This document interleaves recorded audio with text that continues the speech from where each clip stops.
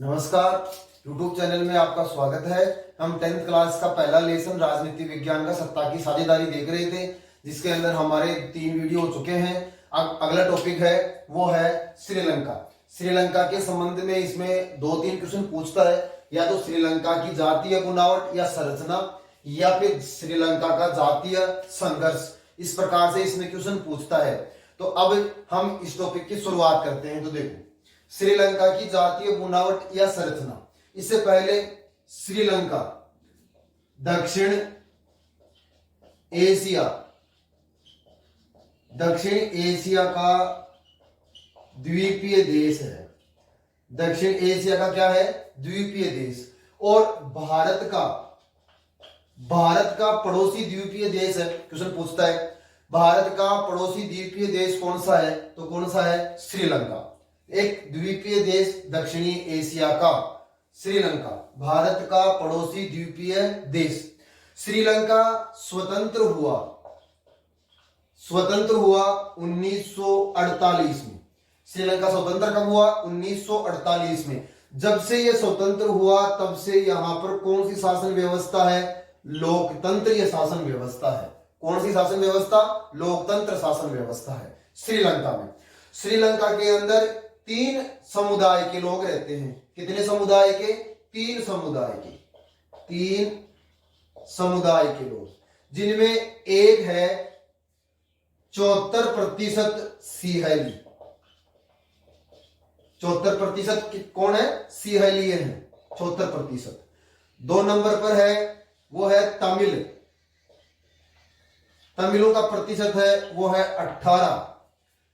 3 number पर है वो है ईसाई, और ईसाइयों का प्रतिशत है वो है 7%।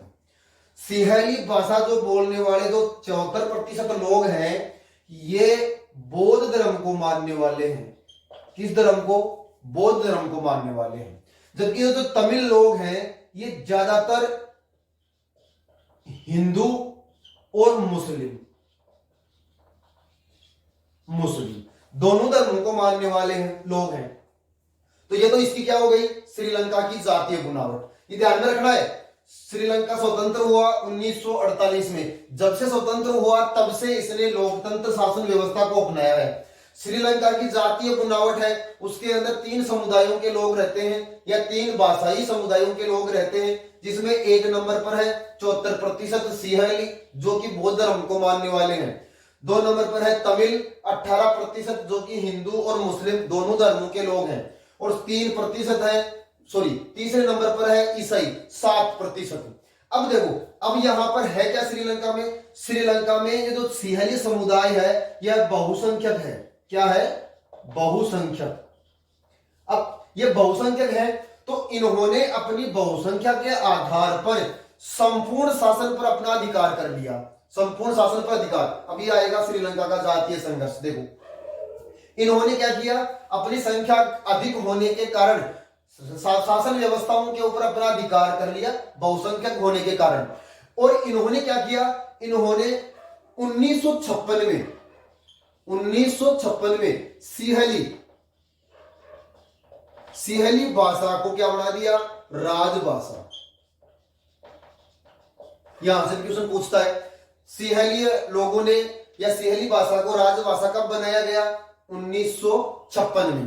अब जब इन सिहलियों के पास सारे अधिकार आ गए, तो इन सिहलियों ने क्या किया कि अपने अधिकार के आधार पर तमिलों को बाहर कर दिया और इनके ऊपर अत्याचार करना शुरू कर दिया।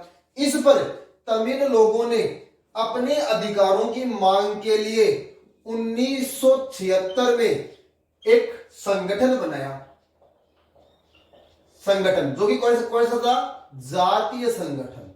और इसका नाम पूछता है कई बार, और इसका नाम है लिट्टे संगठन। तमिलों ने अपने अधिकारों की मांग के लिए एक संगठन बताया, जिसका नाम है जातीय संगठन, जिसका नाम है लिट्टे। और लिट्टे का पूरा नाम क्या है? पूरा नाम है लिबरेशन टाइगर्स ऑफ तमिल इलम। ये इसका पूरा नाम है। कई बार इसका नाम पूछता है, कि लिट्टे का पूरा नाम क्या है, तो क्या बताओगे? लिबरेशन टाइगर्स ऑफ तमिल इलम, लिबरेशन टाइगर ऑफ तमिल इलम। या फिर आपसे ऐसे पूछेगा कि लिट्टे क्या है, तो क्या बताओगे? श्रीलंका में तमिल समुदाय का जातीय संगठन, श्रीलंका में तमिल समुदाय का जातीय संगठन, जिसका नाम क्या है? लिबरेशन टाइगर्स ऑफ तमिल इलम। यहां तक हो गया। अब इन तमिलों ने यह संगठन बनाया और मांग करना शुरू किया। मांग क्या थी इनकी? कि तमिल भाषा को भी क्या बनाया जाए? राजभाषा। तमिल भाषा को क्या बनाया जाए? राजभाषा, पहली मांग। दूसरी मांग, जिस प्रकार से सियालियों के पास राजनीतिक, शिक्षा, रोजगार के अधिकार हैं, वही अधिकार किसको दिए जाए? तमिलों को भी दिए जाए। और तमिल क्षेत्रों को स्वतंत्रता प्रदान की जाए, स्वायत्ता, स्वतंत्रता प्रदान की जाए तमिल क्षेत्रों को। तो ये किसकी मांग थी? तमिलों की। और इस मांग के चलते बड़ा आंदोलन हुआ, यानी कि कौन सी स्थिति उत्पन्न हुई? गृह युद्ध की स्थिति उत्पन्न हुई। और इस गृह युद्ध का अंत हुआ, वो हुआ 2009 में। कब हुआ? 2009 में। ये भी क्वेश्चन पूछता है कि श्रीलंका में गृह युद्ध का अंत कब हुआ? 2009 में। तो इस प्रकार से ये दोनों क्वेश्चन समझ में आ गए। यानी कि श्रीलंका की जातीय बुनावट या संरचना, तो संरचना क्या है? श्रीलंका के अंदर 3 भाषाई समुदाय के लोग रहते हैं। एक 74% सिंहली जो बौद्ध धर्म के अनुयायी है, 2 तमिल भाषा के लोग, 18% हिंदू और मुस्लिम दोनों धर्मों को मानने वाले हैं, ईसाई 7% है। ये हो गया। फिर आता है श्रीलंका का जातीय संघर्ष। तो जातीय संघर्ष क्या है?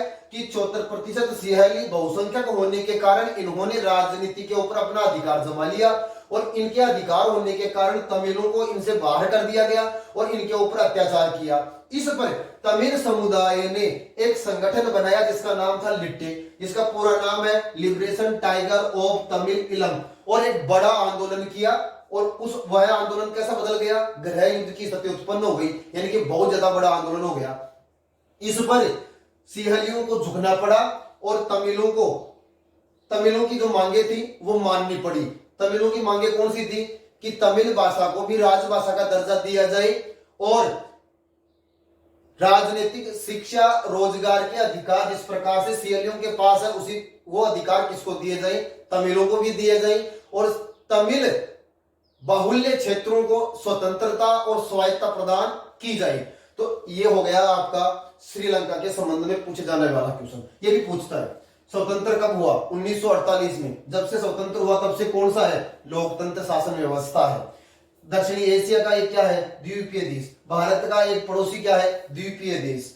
1956 में सिंहली भाषा को क्या बनाया गया? राजभाषा। सिंहली भाषा को क्या बनाया गया? राजभाषा। तमिलों ने अपना एक संगठन बनाया लिट्टे, जिसका पूरा नाम क्या है? लिबरेशन टाइगर्स ऑफ तमिल इलम, लिबरेशन टाइगर्स ऑफ तमिल इलम। इसको उतार लो आप या इसका स्क्रीनशॉट ले लो।